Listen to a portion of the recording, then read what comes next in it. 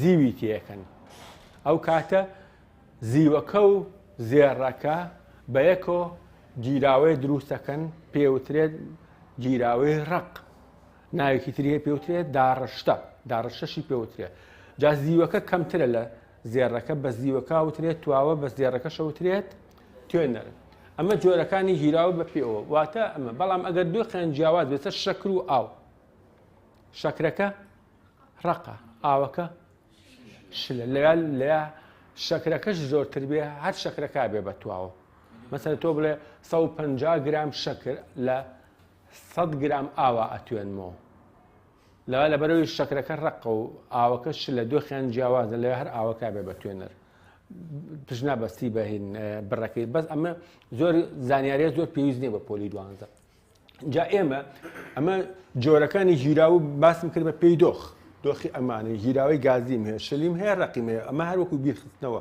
پێویستم پێی نیە بە پۆلی 12 بەس ئەوەی کە پێویستم پێیەتی بە پۆلی 12 جۆرەکانی ژیراوە بە پێی توانای کارە باگەیاندن بە پێی کارە باگەیاندن ئەم گیراوەیە بە پێی کارە باگەیاندن گیراوەی ئەلەکترۆلیتی هەیە گیراوەی ئەلەکترۆلیتی لەگەڵ گیراوەی نا ئەلەکترۆلیتی گیراوەی نا ئەلەکترۆلیتی ئەمە بەپی چییە؟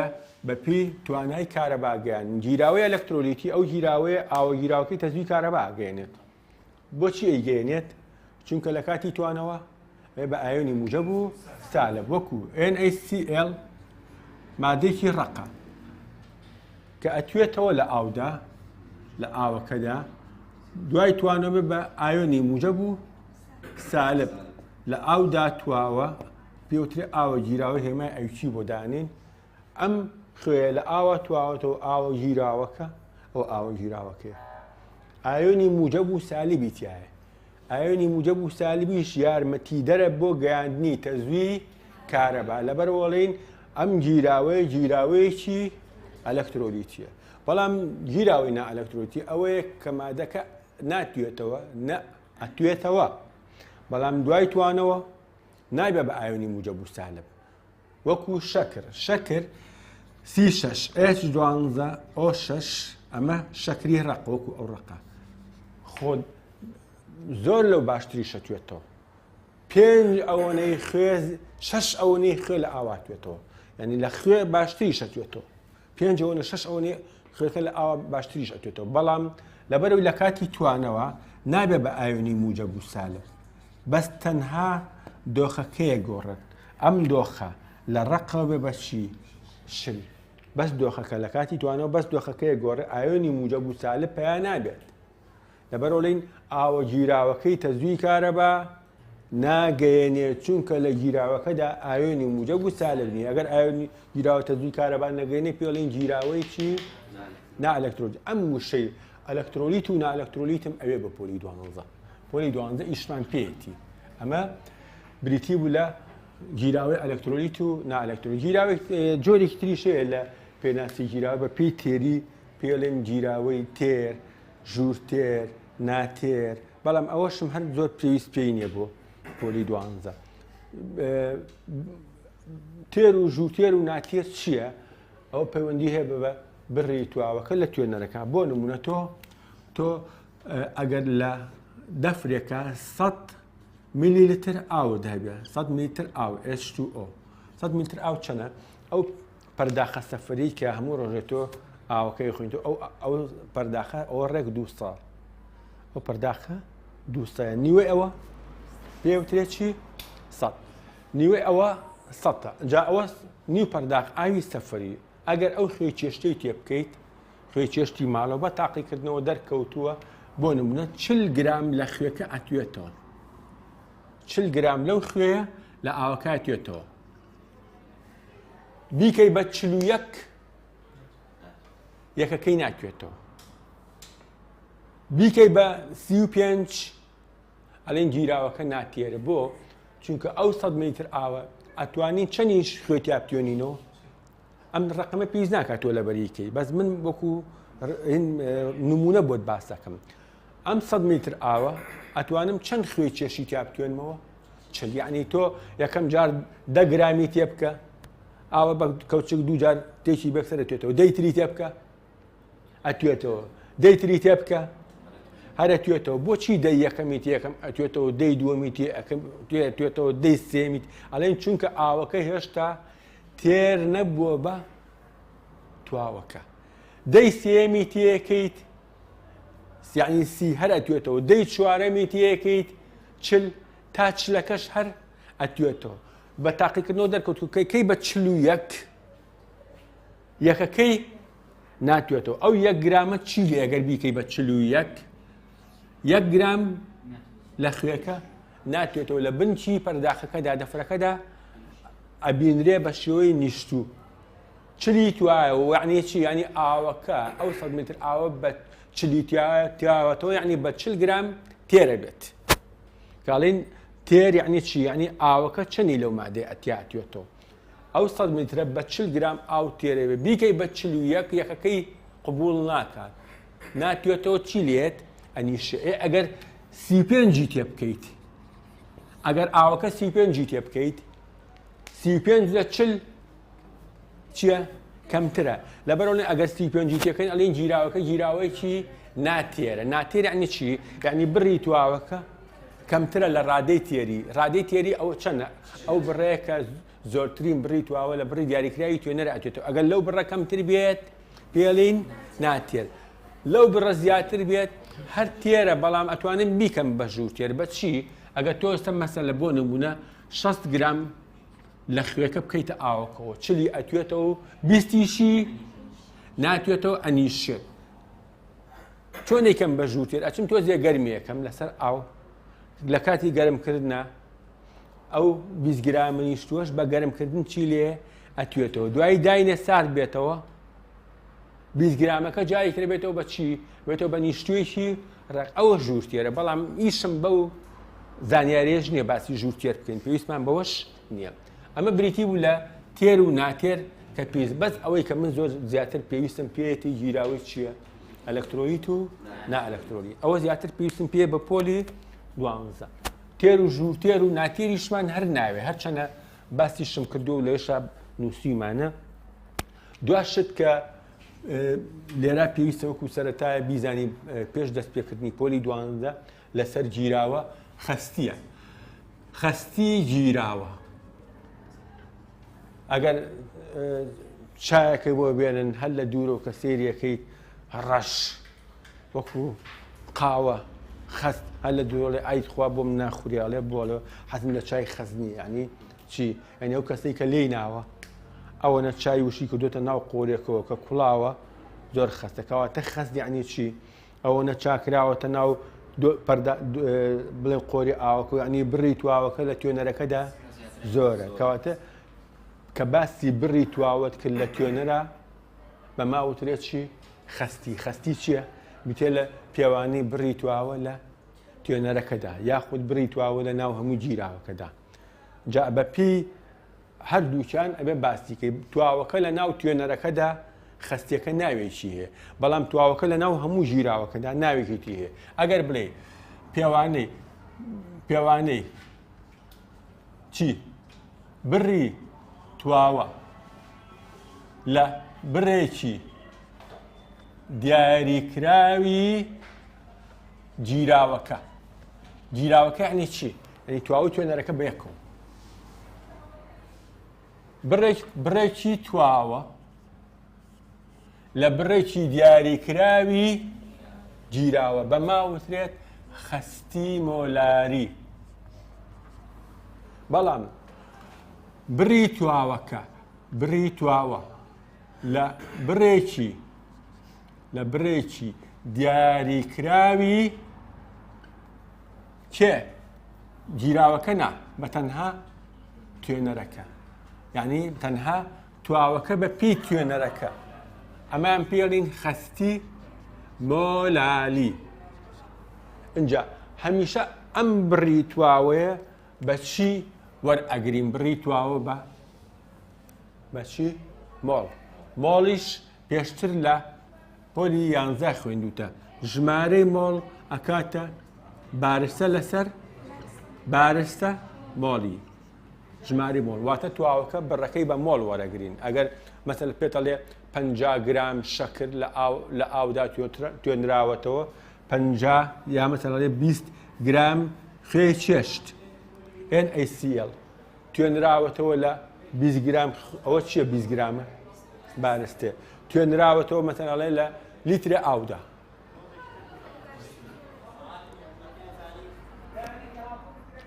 ئەبێ ئەو 20 گرام خوێ لە بارستەوە بیکەی بە ژمارەی مۆڵ بەچی دابەشی بارستەی مۆڵی خوێەکە ئەەکەی خۆی پێتەڵێ لە پرسیارەکە پێتەڵێ ئەڵێ مەسەڵە بارستەی مۆڵی NaCl ئەکاتە 40 گرام لەسەر مۆڵ ئەو یەکەکەیەتی بارستەی مۆڵی خۆی پێتەڵێ جا 20 دابەشی چلێکیت ئەکاتە 1 لەسەر 2 کاتە 0.5 مۆڵ واتە بێ دایمەن هەمیشە بڕی تواوەکە بە چ یەکەیەک بپێوین لە پرسیارەکانە بە چ یەکەیەک بە مۆڵ مۆڵ چییە؟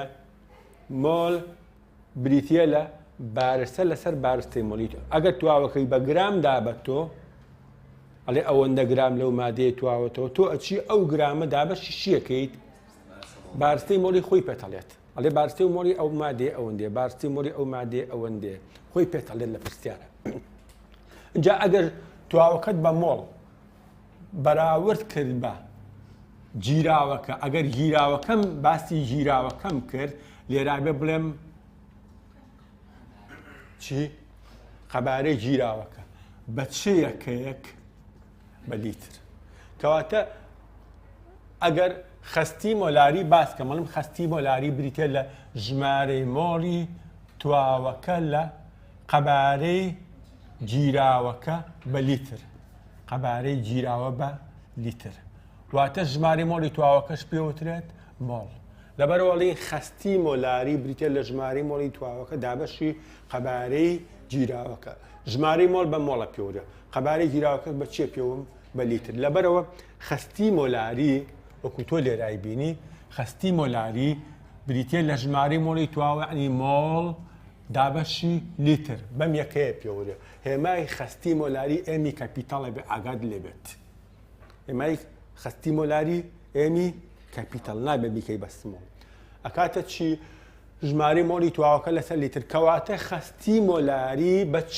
یەکەیەک ئەپێورێ بە یەکەی مۆڵ لەسەر لیتر بەڵام ئەگەر تۆ بڕی تواوەکە بێی بەراوردی کەی بە بڕێکی دیاریکراوی توێنەر چی توێنەر ئەو کاتەڵیم بارستەی توێنەر بارستەی توێنەرەکەش بە چییە پێوم کیلۆگرام ئەگەر بڕی تواوەکە بە پێی بارستەی توێنەرەکە لێک بدەیتەوە ئەو کاتە پێوترێ خەستی مۆلالی کەواتە خەستی مۆلالی کاتە چی هەروەکو سەرەوەڵی ئەکاتە ژمارەی مۆڵی تواوەکە لە جاتی خەبارە ئەڵێیت بارستە لە جاتی گیراوە ئەڵێیت چی توێنەر واتە چەند مۆڵ لە تواوە هەیە لە بڕێکی دیاریکراوی توێنەرەکە بێت بە چیەکەیەک بێت بارستە کیلۆگرام واتە لێران نووسیمە کیلۆگرام کەواتە اینجا خەستی مۆلالیژە بێ ئاگاد لێبێ بە ئێمی سمۆڵ هێماکرێت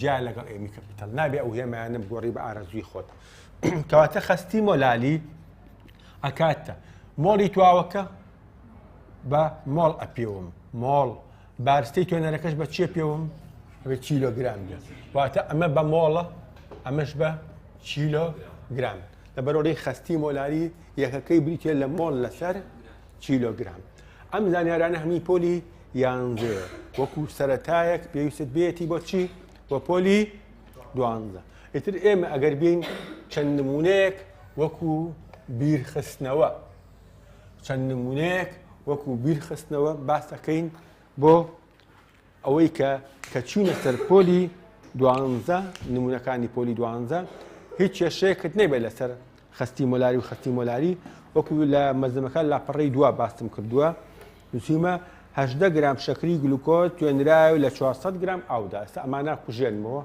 ئەگەر پێویست پێی نەبێت ئەی کوژێنمەوە ئەمانە میزانیاری سەرەتاییە لە مەزەمەکان نووسراوە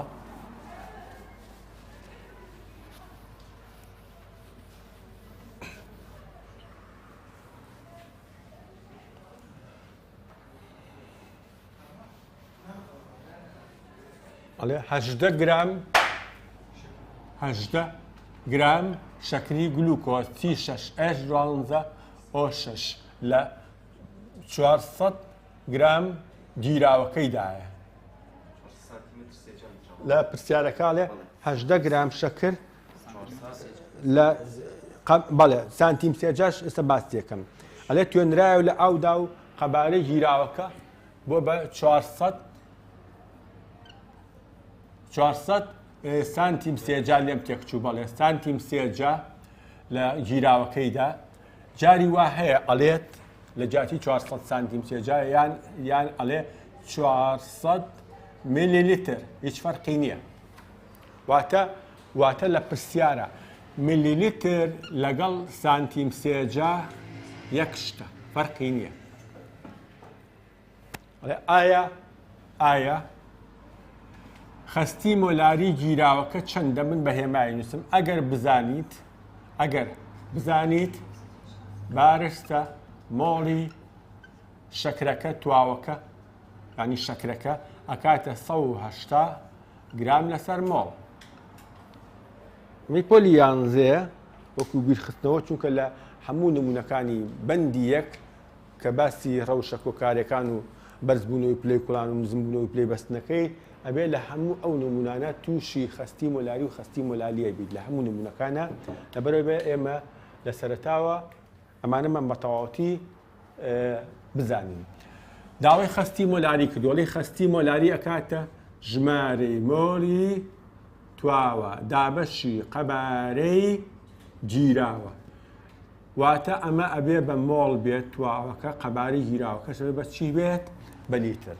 جاژ من تواوەکە ئەمە تواوەکەیە شەکرەکە ئەمە تواوەکەیە بەس بە مۆڵ نەدراوە بە تۆ بە چی دراوە بە تۆ بە گرام ئەبێ بچی ئەو تواوەیە لە گرامەوە بیکەی بە مۆڵ بەچی ئەڵەی ژمارەی مۆڵی تواوە ئەکاتە بارستەکەی دابەشی بارستە مۆڵی خۆی یاوێ پێت ئەڵێ 18 گرام ئەمە بارستەکەیەتی بارستەی مۆڵی ئەو تواوە ژیایەتی 180 گرام لەسەر مۆڵ 18 دابەشی 180کەی ئەغاتە سفر لەدایەک گرام و گرامیش ئەڕوات تەنها مۆڵەکە ئەمێنێتەوە.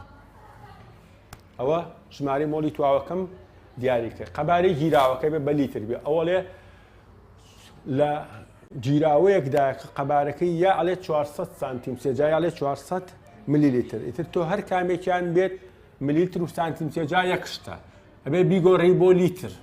بە چی گۆڕی بۆ لیتر؟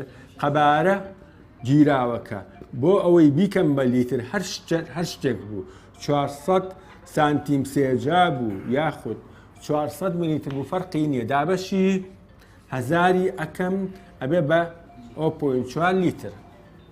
واتە سانتیم سێجایە میلیلیتر دابەشی هەزاری بکەیت ئەبێ بە چی؟ ئەبێ بە لیتر. ئێستا ئەتوانم بیگۆڕم بۆ خستی مۆلاری. ئەڵێم خستی مۆلاری ئەکاتە ژماری مۆلی تواوەکە 0.1 مۆڵ دابەشی قەباری گیراوەکە 0.4 لیتر ئەمیش ئەکاتە 0.25 مۆڵ لەسەر لیتر. جاری وا ئەژنووسرێت 0.25 ئەمی کەپیتەڵ یعنی لە جاتی مۆڵ لەسەر لیتر ئەتوانی بنووسی ئەمی کەپیتەڵ. ئەمە نمونەیەک بوو لەسەر چۆنیەتی دۆزینەوەی خستی مۆلاری چکە لە بەندی دووە زۆر نمونەمان دێتە بەردەم پێویست بەوە کە خستی مۆلاری بدۆزیتەوە بەو شێوەیە. جا لێرە لەم پرسیارە ئەم دوانە درابوون داوای ئەمەی کردبوو. شەرت نییە لە هەموو پرسیارێکە هەر ئەو دوانە بدرێت داوای ئەم جاری وایە ئەم دوانە دەداتێت داوای تواوەکەکە یا تواوەکە و خستیەکە تایاتێت داوای قەبارەی گیراوەکەکە. ئیتر خۆی هەموو یاساکە سێیەکەیە 1 2 3 ئەبێ دوانی بدرێت و سێم نەزانراوە بێت. وەکو نمونەی دوای ئەو ئەڵێ بارستەی کاربۆناتی ئامۆنۆمی تواوە چەندە لە 2.4 لیتری گیراوەکەدا کە خستیەکەی 0.05 مۆلاریە. ئەم بە شەشی ئەم لا کوژێنمەوە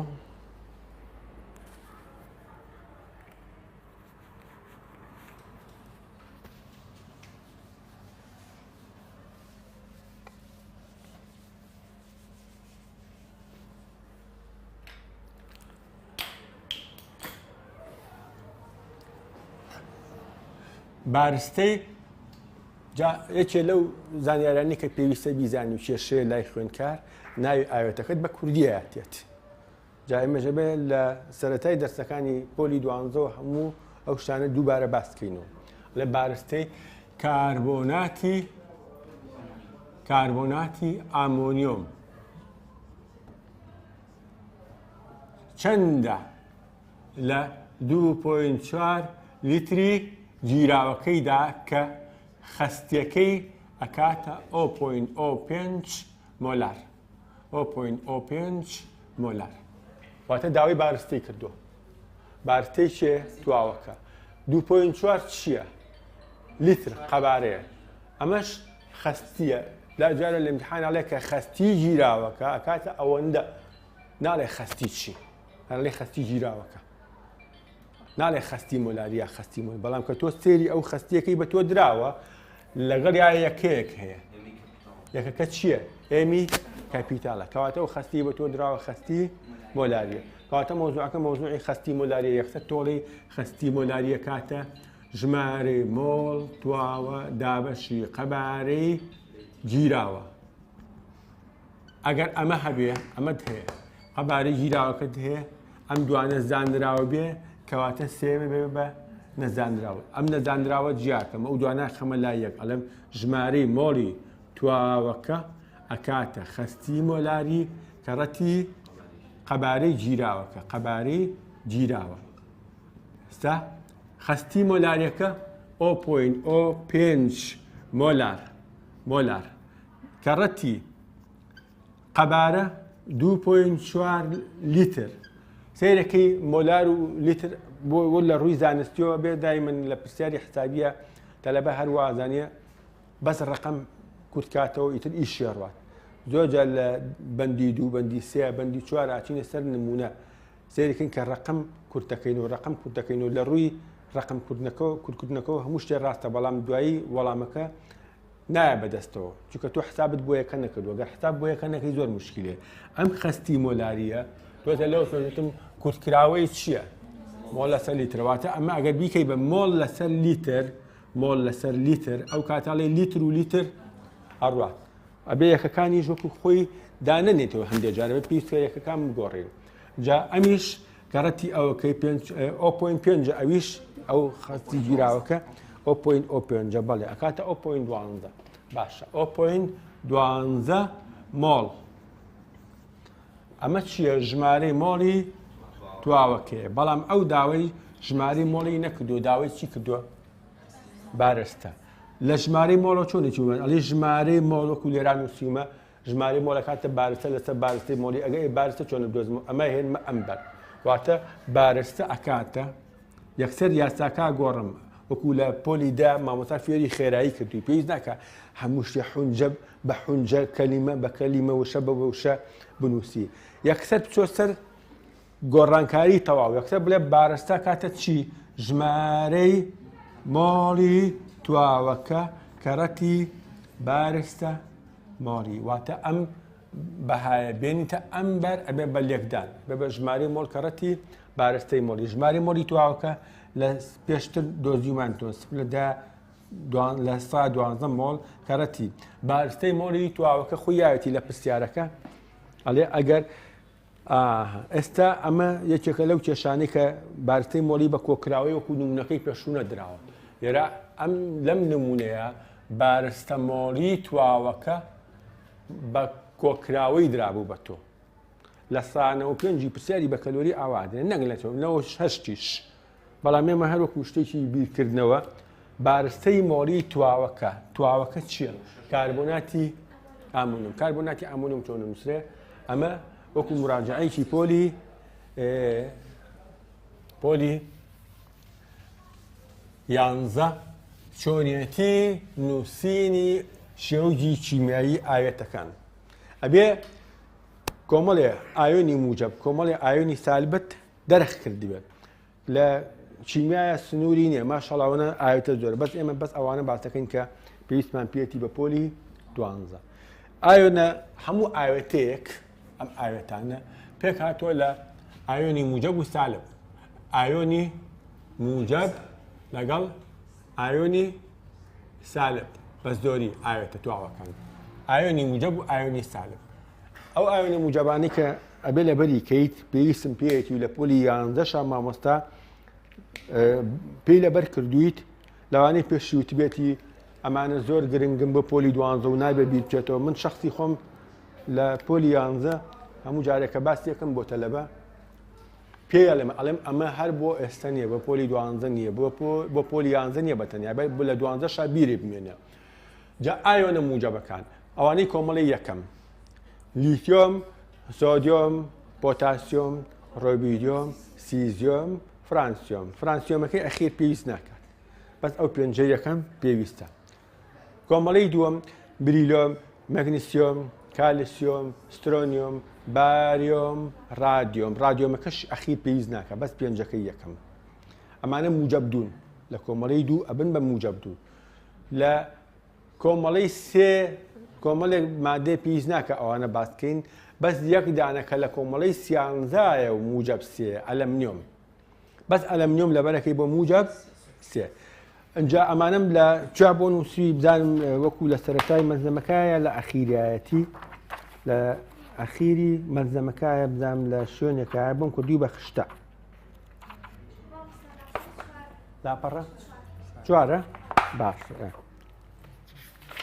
بەڵێ لە لاپەڕە چوارە بۆم نووسیویت لە سەری سەرەوە ئەوانە کە موجب یەک موجب دوو موجب سێ ئەچی بۆ سالبەکان لە کۆمەڵی حەڤە کە پیانۆڵین هالۆجینەکان فلۆر کلۆر برۆم یۆد ئەمانە بن بە سالبلێک لە ئاوێتە سالب دوو تەنها دوو دانە لە بەرەکەی لە کۆمەڵەیەکیان لە کۆمەڵی 16 بۆ چییە ئۆکسسیجین سالب دوو گۆگردیش سالب دوو بەس ئەو دوانە بەستە سالب سێش بەس نایترۆجین لە بەرەکەیت ئەمە نەبەستە ئەمانە پێیان وترێ ئایۆنی تاک گەردیلە بەڵام ئەگەر تێبینی بکەی لە ژێر موجبەکانە موجبیەکەکانە یەک ئایۆنی تریشم بۆ نووسوی کە یەک تاکگەردیلەیی نییە ئەی چییە فرەگەردیلەیە ناوی چییە NH4 موجب ناوی ئامۆنیۆمە ناوی ئامۆنیۆم ئەبێ ئەمانە لەبەرکەیت بەڵێ ئەگەر سەیری سالیبەکەکانیش بکەیت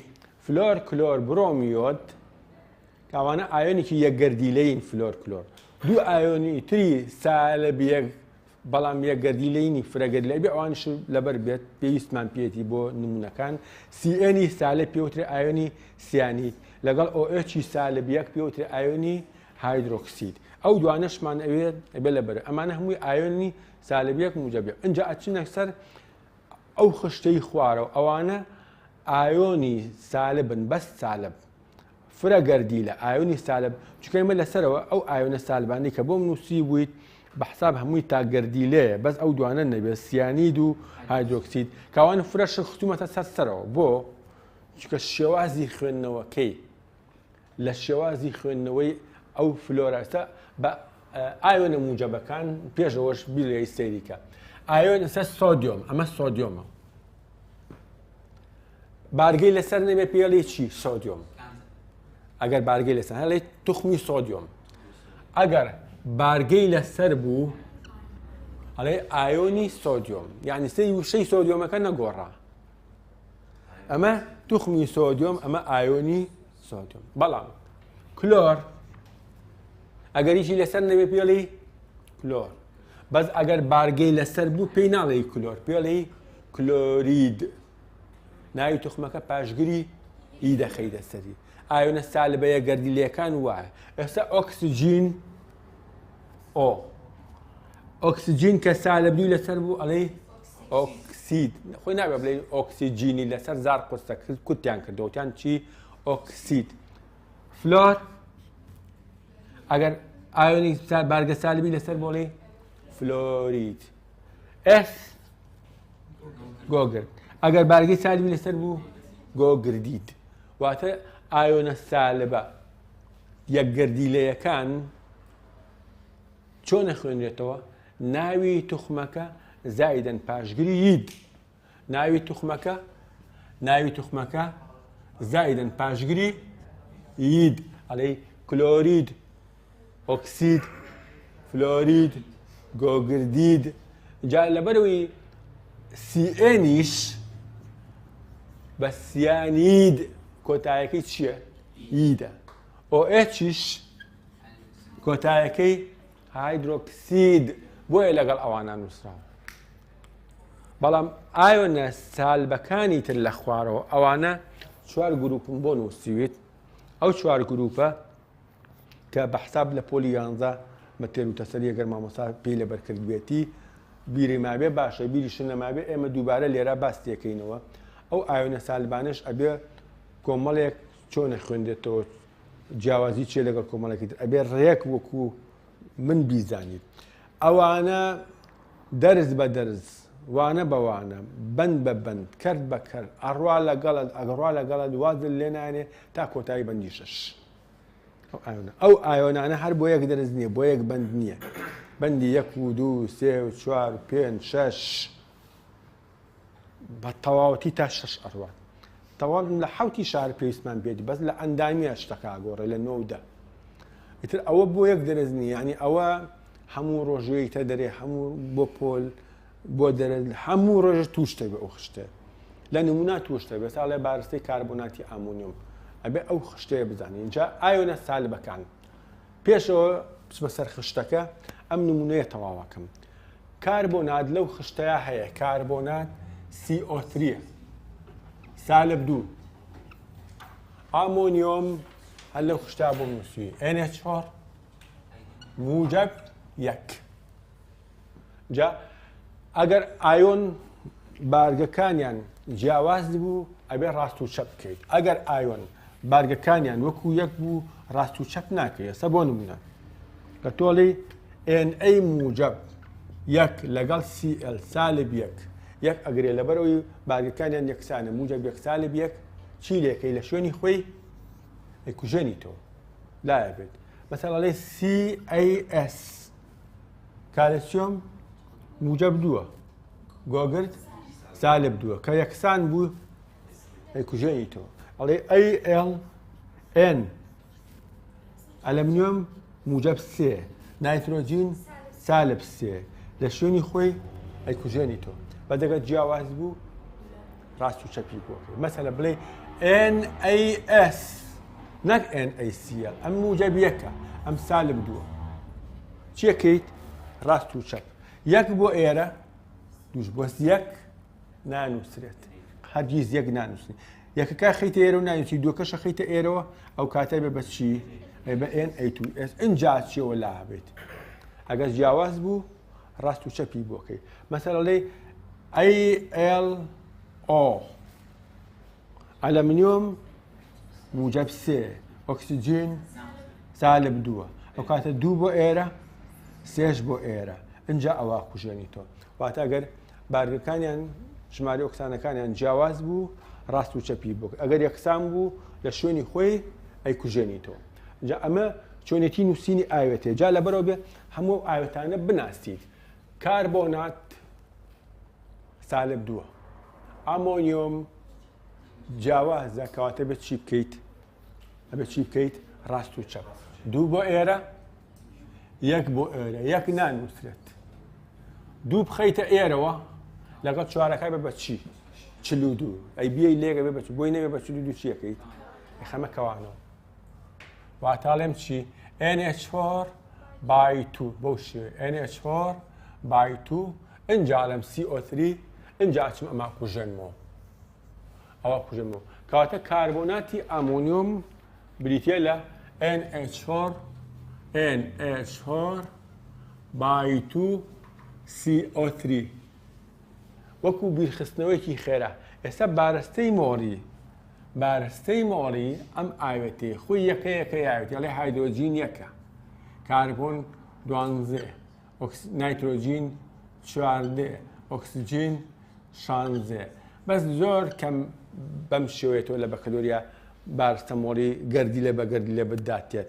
تۆ بچی وەکو پۆلی 11 کۆی کەیت. ئەوە چێ بە زۆری بارستەی مۆڵی مادە تواوەکرد بە کۆکراوی بە حەزری ئەداتێت. بەڵام ئەگەر ئاواش بداتێت ئەبێت تۆ لە پێشتر ئەڵین ئەگەر بدرێت ئەبێ بزانی بە شێوەیەکی سادە بە ئاسانی چۆن ئەیکەی بە بارستە مۆڵی ئێمە مەڵێ لە بەرەوەی پۆلی 11 بەو شێوەیە نایەتەوە دانە بەدانن. ئێمە ئەمە ئیتر پۆلی 10 و 11 و 12 بە حساب هەمویان گرێدراوە بەیەکەوە. بۆیە ساڵێ کاتێک تەلەبە لە پۆلی 12 دەرەچێت چەند ساڵە سەرپشک کراوە. ئەڵێن نمرەی پۆلی 10 و 11 ئەتەوێت داغڵیکەی بۆ پۆلی 12 لەگەڵ نمرەی پۆلی 12 تەلەبەر ئەگەر بزانێ نمرەکەی پۆلی بۆ 12 پێبەرزە بێتەوە چی پۆلی 10 و 11 شی لەگەڵا داخڵەکە. ئەگەر بزانێت بەرزی ناکاتەوە نزمێ کاتەوە داخلی ناکات سەرپشک. یعنی ئەمە بۆ ئەم بڕیاریان نەگو. یعنی چیمیا فیزیا زیندە ئەمانە هەموو ئەو دەرسانی پۆلی 10 و 11 و 12 تەواوکەری یەکن. تەواوکەری یەک عیلمە. جا ئەمەش کاربۆناتی ئامونۆم بارستە مۆڵیەکەی کە من پێویستم پێێتی کاربۆناتی ئامونۆم بارستەی مۆڵی NH4/2 CO3 لە پۆلی 11 مامۆستا بە زۆر شێواز باستێکە. لێرە NH4 یعنی چی؟ NH4 یعنی نایترۆجینێک و 4 هایدرۆجین. N یەکە لێرە 4 هایدرۆجین. نایترۆجینێک و 4 هایدرۆجین. باي2 یعنی بیکە بە دووەوە. نایترۆجینێک و 4 هایدرۆجین بکەی بە دوو ئەوەندا بێ بە چی؟ ئەوێ بە دوو نایترۆجین و 8 هایدرۆجین. واتە نایترۆجینەکە بێ بە 2 هایدرۆجینەکە بێ بە چەند؟ 8. اینجا ئەم دووە هی ئەمە مافی بەوانەوە نییە. کاربۆن لێرە چەندە؟ یەک. کاربۆن یەک دانێ. ئۆکسیجین چەند دانێ؟ 3. ئۆکسیجینیش 3 دانێ. ئەمە ژمارەی گەردیلێ ئەمانە هەموو. ئەمە چییە؟ ژمارەی گەردی. ئەجا هەموو گەردیلەیەکیش خۆی لەوێ بارستەی مۆلێکولیاوە بێت. ئەڵێ نایترۆجین لێرە 2 نایترۆجینی هەموو نایترۆجینێک چەندە؟ 4 تۆچی ئەم دووە کەڕەتی 4 داکەین. هایدرۆجین 8 هایدرۆجین لێرە هەیە هەموو هایدرۆجینێک چەندە؟ 1. ئەچی ئەم 8 کەڕەتی یەکەکەیت. کاربۆن یەک کاربۆنی تایە ئەم ئاوێتەیە هەموو کاربۆنێک چەندە؟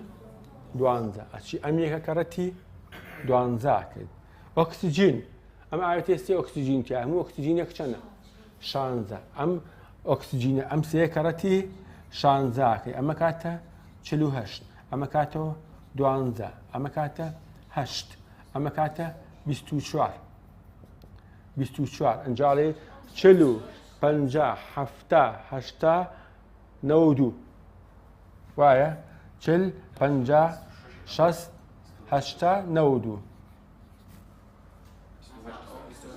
دوو دوانزەی دوو چواردەی 28 تەکا بەڵێ دوو چواردەی 28 ئەو چوارە شەخیت سەر ئەمە کاتە 96 بەڵێ کاتە 96 واتە لێرە بارستەی مۆلەکە کردیە 96 گرام لەسەر مۆڵ. ئەو کاتە مۆڵ و مۆڵ ئەڕوات. ئەنجا ئەچی کەڕەتی ئەوەکەیت ئەکاتە 11.52 واتە کاتە 11.52 گرام. ئەمە شێوازی بیرخستنەوەی بارستەی مۆلی پۆلی 11 بوو. ئەم دوو نمونەی هەردووکی لەسەر چی بوو؟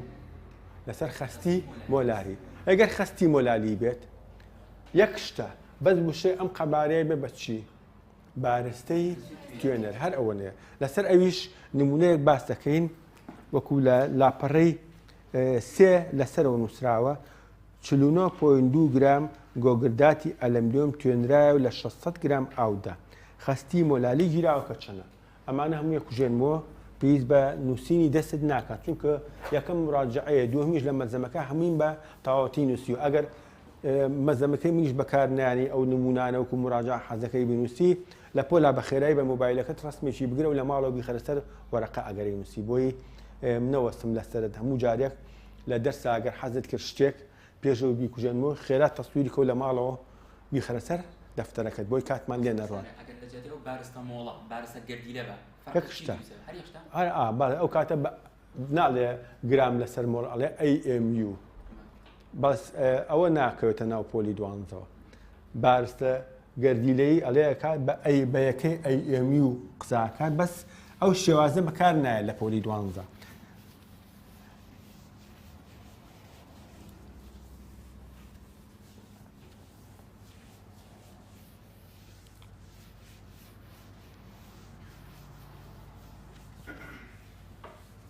یەک نمونەش لەسەر خەستی مۆلالی باس دەکەین کە دووبارە هەر ئەینشتاڵەیە 49.2 گرام گۆگرداتی ئەلەمنیۆم لە 600 گرام ئاودا.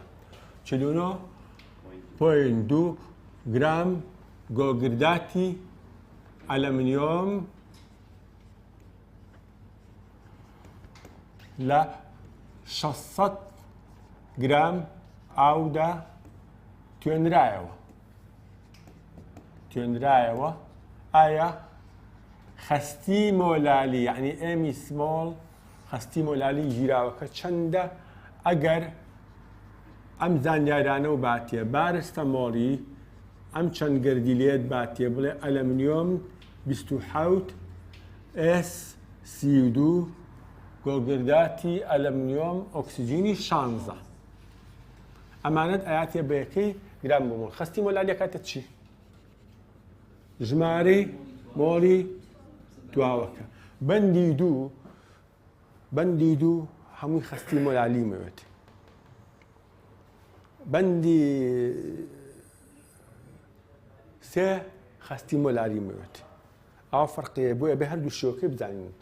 ئەکاتە ژمارەی مۆڵی دواوە دابەشی بارستەی توێنەر. لە خەستی مۆلاریە ئەم ژێرە چی بوو؟ قەبارەی جیراوە. ئەو قەبارەی جیراوە بوو. ئەم بارستەی توێنەر ئەو فەرقەکەیەتی. واتە ئەم سەرەیە ژمارەی مۆڵی دواوە بە مۆڵە پێوە بارستەی توێنەریش بە کیلۆگرام. واتە بارستەی توێنەرەکە نایبە بە گرام. ئەگەر بە گرام درابوو تۆ بیکە بە کیلۆگرام. تا ئەم لێرە ئەڵێ 600 گرام ئاو. ئاوەکە بە چی دراوە بە تۆ؟ چۆن یەکەم بە کیلۆگرام دابەشی 1000. ئەوە شتێکی ئاسانە. ئێستا ڕوون بۆ ئەوە ئاسانە. بەس ژمارەی مۆڵی تواوەکە وەکو تۆزێ لەو پێشوتم ئەکاتە بارستە لەسەر بارستە مۆڵی. بارستە خۆی یاوێتی 49.2 گرام. بارستەی مۆڵی ئەو مادێ ئەمیش لە ئیمتحانە جاری وایە مادەیەک بەو شێوەیە بە کوردی ئەداتێک و دەستی پێش ئەم بەندیەکە کە تەواوکەین لەگەڵ هەموو نمونە و مۆزوعەکە هەر بچینەوە بۆ ئەو شێوەی پۆلی 11 کە چۆن شێوگە نووسی گۆگردات SO4 سالب 2. جا بۆ خشتێشە بێ بۆ باسکەم بە کورتی چۆن ئەو خشتێم پۆڵێن کردووە بە پێی چییە؟ ئەو گۆگردات ئەلەمنیۆم AL موجب 3. ئێستا بارەکان جیاوازە چیەکەیت؟ ڕاست و چەپ. واتە 2 بۆ ئێرە 3 بۆ ئێرە بۆی نەیا لەم 4 نەوێ بە 43 خەمە ناو کەوانەوە. اینجا بارەکان لابم. ئێستا چیم هەیە؟ ئەلەمنیۆمم هەیە، ئێسم هەیە، ئۆکسجینم هەیە. ئەلەمنیۆم چەند دانەیە؟ ئەو دوی ئەو ئەڵێ ئەلەمنیۆم 2 دەگەردی لەم هەیە. SO4 ینی S1 و 4 ئۆکسجین. SO4 S1 و 4 ئۆکسجین. S1 و 4 ئۆکسجین بای 3 یعنی بیکە بە 3 ئەوەندە. ئێستاکە یەک دانەیە بیکەی بە 3 ئەوەندە بە 3. ئۆکسجینەکە 4 بیکەی بە 3 ئەوەنە 12. ئەوە ژمارەی گەردیلەکە. ئەنجا ئەچی هەر یەکە لەمانە کە ڕەتی ئەوە یەکەی. واتە هەموو ئەلەمنیۆمێک 27 کە ڕەتی و هەموو گۆگردێکیش 32. هەموو ئۆکسجینێکیش 16. 2 27 54. 3 32 96. 12 کەڕە 16 262 16 32 32 192. جا ئەمە هەمووی کۆکەیتەوە 280 320 340 342 بزانە 342 تەواو کاتە 342 342 واتە ئەمە بارستەی مۆڵیە بە گرام بۆ مۆڵ. واتە لێراچی ئەمە دابەشی 340 42 گرام لەسەر مۆڵ ئەو کاتە گرام و گرام ئەوش ئەکاتم 0.14 واتە ژماری مۆڵی تواوەکە کاتە 0.14 مۆڵ. ئەوە چیم دیاری کرد؟ ژماری مۆڵی تواوەکە. اینجا ئەچم بۆ بارستەیتوێنەر. بارستەیتوێنەر ئەگەر بە گرام درابوو ئەم 600 گرامە دابەشی هەزارەکەم ئەبێ بە 0.6 کیلۆگرام. اینجا ئاچم بۆ خەستی مۆلاری یاساکەی کاتە ژماری مۆڵی تواوەکەواتە 0.14 مۆڵ دابەشی بارستەی توێنەرەکە کیلۆگرام 0.6 کیلۆگرام. ئەمیش ئەکاتە 0.23 بەڵێ 0.23 ئەتوانی بنووسی 0.23 مۆڵ لەسەر کیلۆگرام. زۆر جار لە پرسیارە ئەنووسێ 0.23 ئێمێکی سمۆڵ دانێت. ئەبێ بە هەردوو یەکەکە بزانی ئەوە یەکەیە کورتکراوەی ئەو یەکەیە. نمونێکی تریشم دوای ئەو بۆ نووسی ئەو نمونەیەش حەلم کردووە ئەتوانی خۆت بیخۆینەوە داوای چیم کردووە لەو نمونەی ترا. مثلا لەم نمونای ئەم دوانم دابوو داوای چیم کرده بوو؟ خەستی. لەو نمونای ئەم دوانم داوای چیم کردووە؟ ئێتر شیکار کراوە. ئەبێت تۆش پۆلی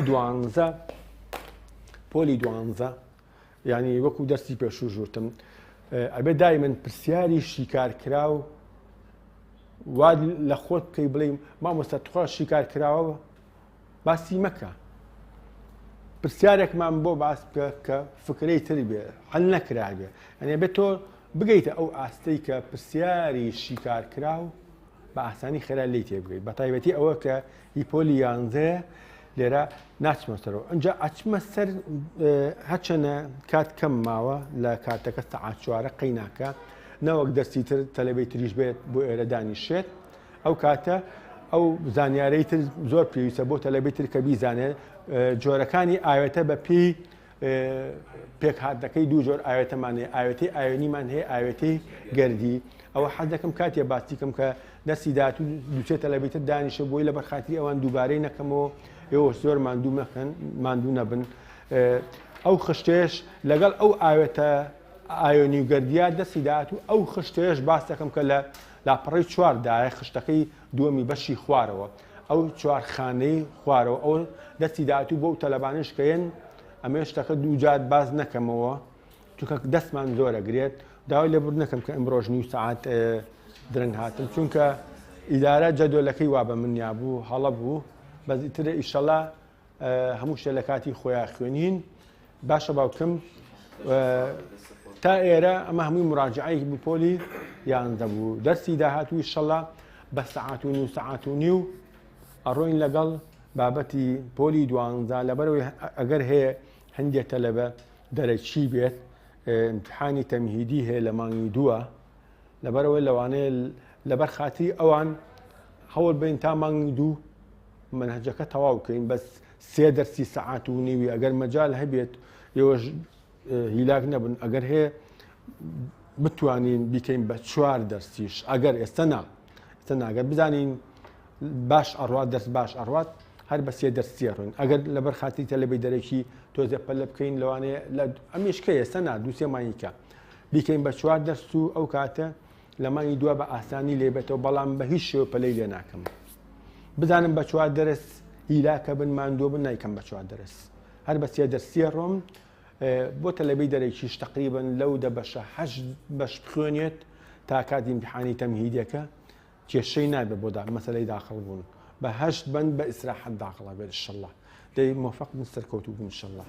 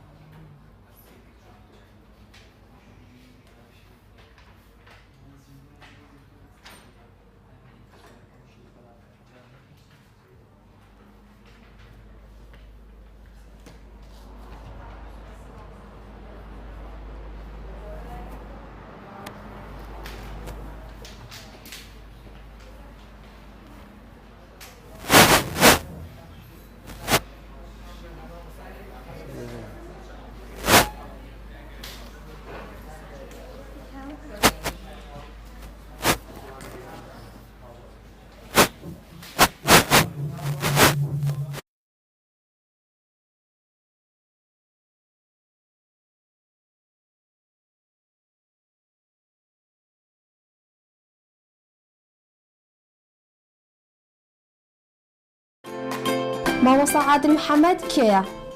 مامۆستا عادل محەممەد کەریم مامۆستای وانەی کیمیا لە ئامادەی سەلاحەدینی کوڕان و پەیمانگای سلێمانی یەکێکە لە مامۆستا بەهێزەکانی شاری سلێمانی ماوەی 30 ساڵەوانی کیمیا دەڵێتەوە. ئێستا مامۆستایە لە پەیمانگای سلێمانی و ئامادەی سەلاحەدینی کوڕان. خاوەنی نۆبڕوانامەی ڕێزلێنانە لەلایەن وەزارەتی پەروەردەوە لە هەموو ساڵەکانی پۆلی 12 پلەی پێوانەی تۆمار کردووە بەهۆی زۆری ڕێژەی نمرەی بەرز لەلایەن خوێندکارەکانی لەوانەی کیمیا. ورد لە شەرحکردن لە وتنەوەی وانەکەیدا بەبێ کورتکردنەوەی بابەتەکان هەموو منهەج تەواو دەکات بە ئەزمون و بەتوانا و لێهاتوو خاوەن کەسایەتیەکی پڕنەشانازی. پەیامی مامۆستا عادل بۆ خوێندکار ئێمە لە هەر کوێ بین یەکەمەکان لەوێن. بۆ ئەوەی یەکێک بیت لە خوێندکارە سەرکەوتوەکان و یەکەمەکانی هەرێم لەگەڵ ئێمە بەردەوام بە لە پەیمانگای سلێمانی. باشترینەکان لە پەیمانگای سلێمانی بۆیە ئێرە هەڵبژێرە